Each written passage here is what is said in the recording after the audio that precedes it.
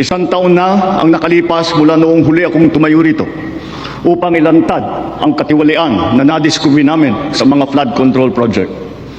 Gaya ng aking ipinangako sa inyo, nagsagawa tayo ng malawakan at malalimang investigasyon na walang pagkikiling kahit kanino man.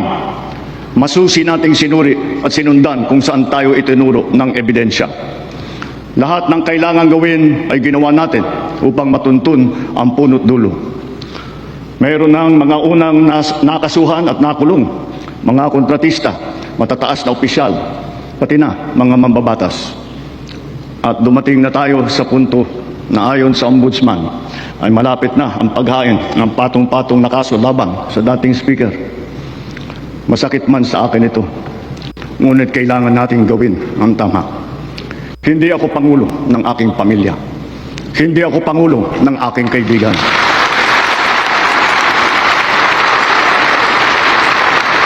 Ako ay Pangulo ng Pilipinas at ang tungkulin ko ay sa inyo, ang aking mga kapwa Pilipino.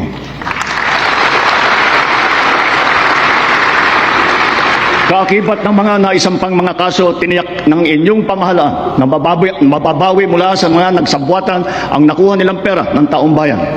Gayon din, pinigilan natin ang paglabas ng pera ng bayan na ipambayad pa dapat sa mga depektibo, peke o guni-guning mga proyekto at mapupunta lamang sa mga bulsa ng mga tiwalaing kontraktor at opisyal.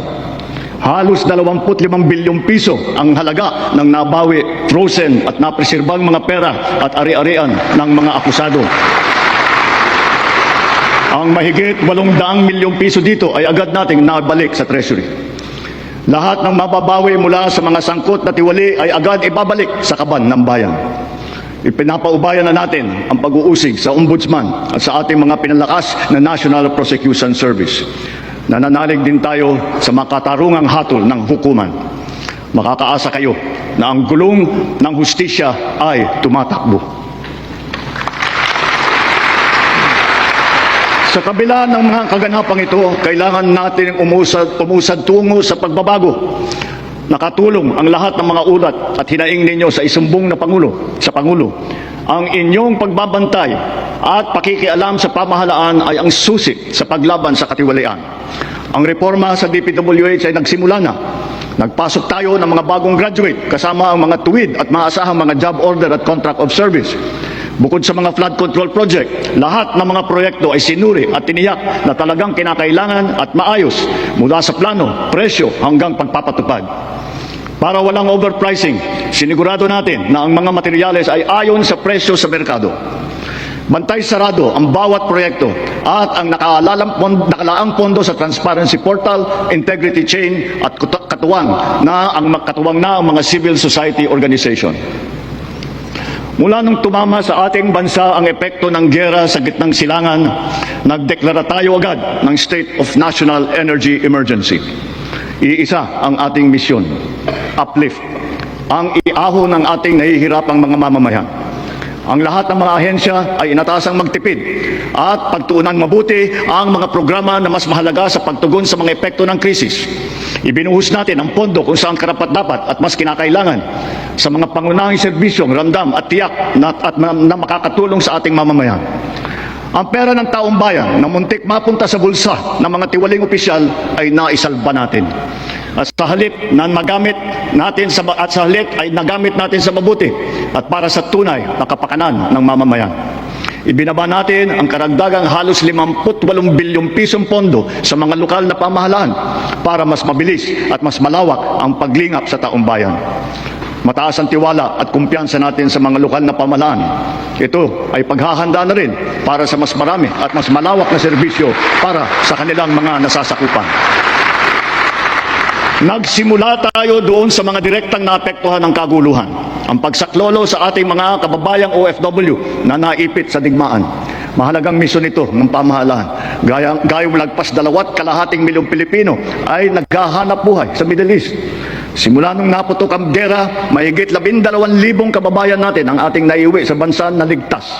Mahigit 140,000 OFW naman ang ating nabigyan ng sari-saring tulong sa gitna ng kaguluhan sa Middle East. Tulad ng pagkain, tulong pinansyal, pagpapagamot at masisilungan.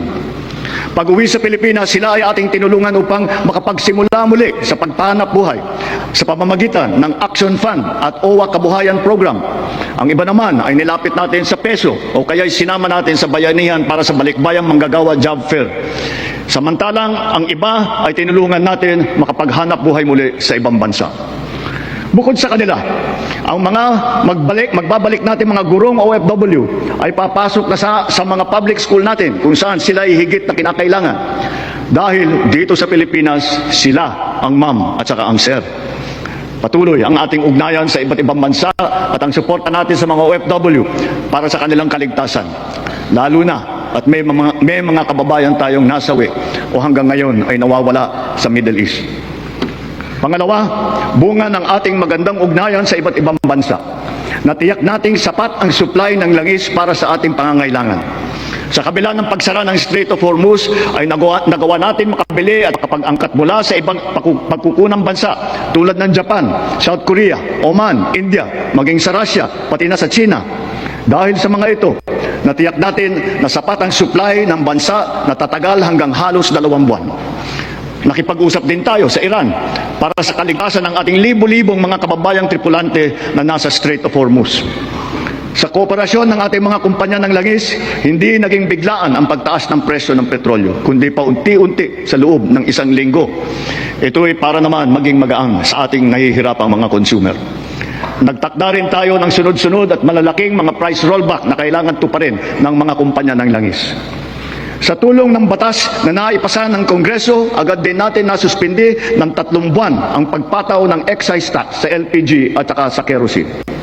Bukod dito, agad din natin nilimitahan ang pagtaas ng presyo na inaangkat nating bigas. Inaresto at kinasuhan din natin ang mga nahuling nagsasamantala sa kabila ng pagdurusa ng taong bayan habang may state of energy emergency. Lahat ng posibleng gawin para mababa ang presyo at mapabagal ang pagtaas nito, ginawa natin. Marami ang naapektuhan o kaya nawalan ng trabaho sa panahon ito. Kaya tuloy-tuloy ang pagsasagawa natin ng mga job fair sa buong bansa. Nitong Mayo 1, araw ng paggawa at kasagsagan ng mataas na presyo ng krudo, nagsagawa tayo ng halos 100 job fair, kung saan halos 300,000 trabaho ay pinagbigay alam natin sa publiko. Sa isang araw ng job fair na ito, lagpas 6,000 Pilipino ang hired on the spot. Dito rin natin ipinamahagi ang mga sweldo para sa mahigit 100,000 benepisyaryo at nagtatrabaho sa ilalim ng dilip at tupad ng DOLE. Kumilos agad tayo upang pigilan ang mabilis na pagtaas ng presyo ng bilihin. Hinikayat ang mga bangko at e-wallet na magbawas ng kanilang karaniwang singil sa bawat transaksyon na online. Kaya ngayon, maraming bangko at e-wallet na nagbaba o nagtanggal ng kanilang sinisingil sa online transaction fee. Upang makaluwag din sa mamamayan, nagbigay ang mga bangko ng hanggang 6 na buwang palugit sa pagbabayad ng utang at hanggang 1 taon naman kung ang utang ay ginamit para sa agrikultura.